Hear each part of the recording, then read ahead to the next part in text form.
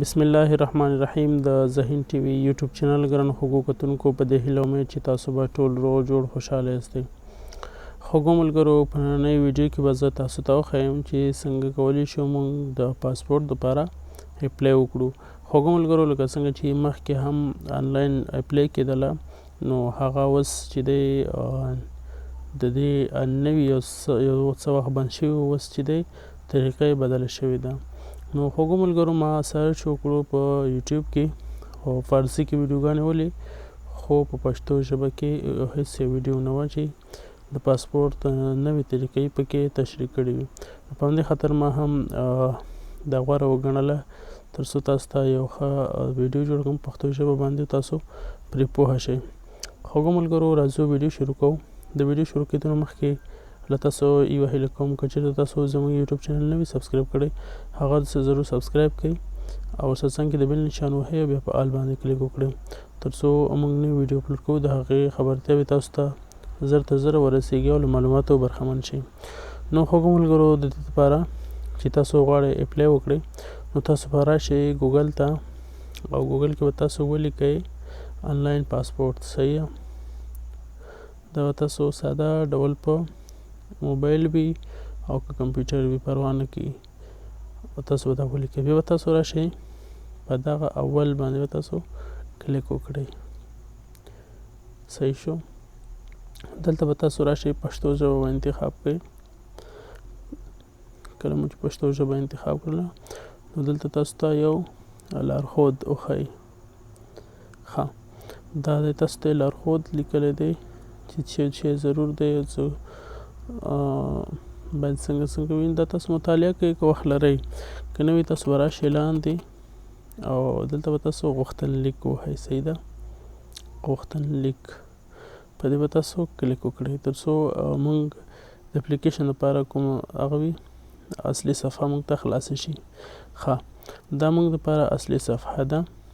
زه اوس راځم تر څو ما یو اپلای کړی تیار له همدې ځای نه شروع کوم یو سرچ کوم. صحیح ده لټون به وهم دلته ما تیار یو پاسپورټ اپلای کړی دی نو د هغې تیار هر څه رسېدلي وي په دې خاطر چې تاسو وخت ضایع نه شي نو دې دپاره ما هماغه دغه کړي دي تیار پاسپورټ کوم شیان رسېدلي دي هماغه به تاسو ته تشریح کوم. دا جستجو کوم. ښه تاسو چې کله راغلی او تاسو د صفحه خلاصه شوله نو ډیر ساده دی. ساده ډول به تاسو دلته چې دی اول به که چېرته ښځینه وي تاسو بیا دغه انتخاب کوئ او که چېرته هم نارینه وي بیا تاسو آقا انتخاب کوئ. صحیح تخلص دی نوم دی پلار نوم دی همداشان په انګلیسي کې دي ساده ډول دی. دې باندې به تاسو ټول انشاءالله پوهیږئ. ټول مو چې ورکړه دلته د زیږېدو نیټه ده خپله میلادي ته اتومات اوړي همداشان دنده ده او د زیږېدو ځای دی او د اوسېدو ځای دی. همداشان چې دی تذکیره ده په برقي تذکیره باندې هم کېږي او په ساده تذکیره باندې هم کېږي. نو تاسو که برېښنایي تذکیره لرئ په هغې هم کولی شئ. بیا به دلته فقط هغه وروستي حرفونه ورکړئ. اړتیا نشته چې 14 وي یا 1400 یو داسې کوم څه وي هغه حساب ورسره کوي کوم چې اخري حساب یې هغه ورکوي.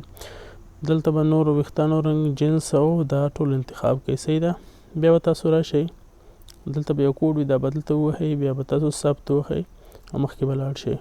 کله چې بلې صفحې ته راغلی نو دلته به تاسو دا صفحه راوړي دلته دوه عکسونه غواړي. یو چې دی عکس دی یعنې خپل عکس او بل چې دی امضا ده. امضا به ځای کې تاسو ګوته ولګوئ په یو سپینه ورقه باندې او هغه ورکړئ هم صحیح ده او که چېرته تاسو امضا وکړله نو هغه هم صحیح ده مشکل نشته پکې. بیا به تاسو ثبتول ووهئ او بیا به مخکې لاړ شئ بلې صفحې ته. ښه بلې صفحې ته چې تاسو راغلی دلته دریم سټپ کې چې دی تاسو ته وایي هغه ادرس ورکوئ چې کوم ځای کې تاسو پاسپورټ ترلاسه کوئ یعنې پاسپورټ ترلاسه کولو ادرس دی. دلته به تاسو ولایت انتخاب کوئ او همداشان چې کوم پوسټ خانه وي هغه به ورته انتخاب کوئ خپله کوڅې نمبر او کور نمبر او د اړیکو شمیره به هم ورته واچوئ. دلته به مکمل ادرس تاسو ولیکئ. بیا به تاسو مخکې ووهئ ثبتول ثبت به وي هغه به ووهئ بیا به مخکې لاړ شئ مخکې چې لاړلی دلته بل صفحه راوړي شرکت. که چېرته شرکت تاسو لرئ نو دا هر څه ورسوئ ورته، شرکت نوم، ځای او جواز شمېره همداسې نور. خو که نه لرئ بس ډایرکټ دې نه مخکې لاړ شئ. کله چې مخکې لاړلی بله صفحه راځي او 5م سټپ چې دی په دې کې زده کړې دي. زده کړې مو څومره کړي دي دا دی ټول لیکل شوي دي، هر څومره چې وي نو دا به تاسو انتخاب کوئ. بیا دولتي که شخصي نو به هماغه انتخاب کوئ او زده کړو ځای په کوم ځای کې زده کړې کړي همداشان لیسه ده او یا چې هر شی وي تاسو څومره زده کړې کړي هماغه ځای پښتو کې نوم همداسې انګلیسي کې به نوم ولیکئ او د زده کړو پیل او پای به هم ولیکئ. دا مو چې کله ولیکلم نو بیا به تاسو ثبت وهئ، مخته به لاړ شئ. صحیح ده.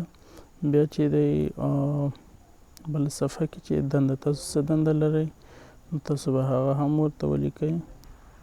هر ځای کې چې تاسو چې دولتي دنده لرئ، شخصي لرئ، نړیوال لرئ، ټول شته دی. مکمل معلومات به تاسو هلته ورسوئ. که نه لرئ مخکې لاړ شئ، کوم دغه نه وي هغه مخکې لاړ شئ. نو دلته چې دی مخکینی پاسپورت، که چېرته تاسو مخکینی پاسپورت لرئ نو هغې ډول ورته انتخاب کړئ چې کوم رقم پاسپورت تاسو اخیستی و او پاسپورت نمبر به ولیکئ او د هغې صدور نیټه او همداشان د پای نیټه به هم تاسو ولیکئ. که نه وي مخته لاړ شئ. دا سټپ کې د جرم ډول دی، یعنې که تاسو چېرته جرم کړی وي مخکې نو هغه به تاسو ورسوئ. که نه وي کړی تاسو به مخکې لاړ شئ، تاسو به دلته مخکې ووهئ. صحیح شو. بل اخري سټپ دی. دلته اخري سټپ کې دلته لیکلي وي پاسپورت ډول به انتخاب کړئ ورته، یعنې کوم ډول پاسپورت غواړئ او 15 کلن غواړئ که 10 کلن. 15 کلن او دلته به تاسو ولیکئ یعنې د څومره عمر چې وي، یعنې مشر د 14 کلونو که زیات وي دا انتخاب کړئ، که ماشوم وي بیا به دا لاندې انتخاب کړئ. صحیح ده. نور به تاسو نه انتخابوئ. هغه بیا که لوړ رتبه وي فعلا خو نشته دی، خو تاسو د دغه دواړه انتخاب کولی شئ. بل چې دی جرمي ډول چې دی هغه به تاسو ولیکئ نه لري او غوښتنلیک به ولیکئ تاسو عادي. صحیح شو. غوښتنلیک ډول عادي.